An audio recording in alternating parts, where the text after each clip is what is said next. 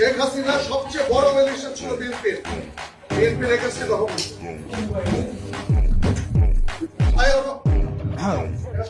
চাঁদাবাজ এর বিরুদ্ধে সবসময় আমাদের কথা বলতে হবে।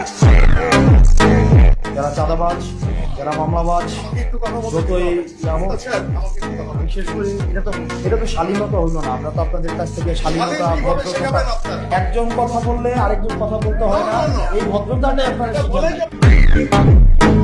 গণতন্ত্র মানে এটা না যে সবসময় শুধুমাত্র আপনার প্রিয় কথা আপনার সামনে বলা হবে, আপনার প্রিয় মানুষের সবসময় স্তুতি গাওয়া হবে, এটা জুলাই না। আসলে আমাদের এই বসে এসে কথা বলতে হয়, আমার লজ্জা লাগে আসলে। মানে আমাদের বাপদাদারা বলতো না, তোর ঘরে আমি হয়েছি না, আমার ঘরে তুই হয়েছিস।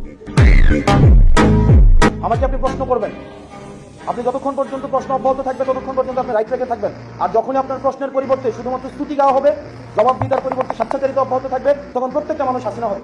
হাসিনা তো ব্যক্তি না, হাসিনা একটা আইডিয়া। হাসিনা কি স্তুতি ছাড়া, এখানে প্রশংসা ছাড়া কিছুই বলা যেত না।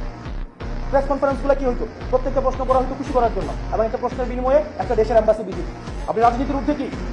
আপনাদের ডিজি যখন বসাইছে আমি দেখছি না যে অফিস করতে দিচ্ছেন, আপনারা দেন নাই, তখন রাজনীতি আপনারা ডিল করছেন। কোন জিনিসটা রাজনীতির ঊর্ধ্বে? হসপিটালগুলো অধপতন কেন?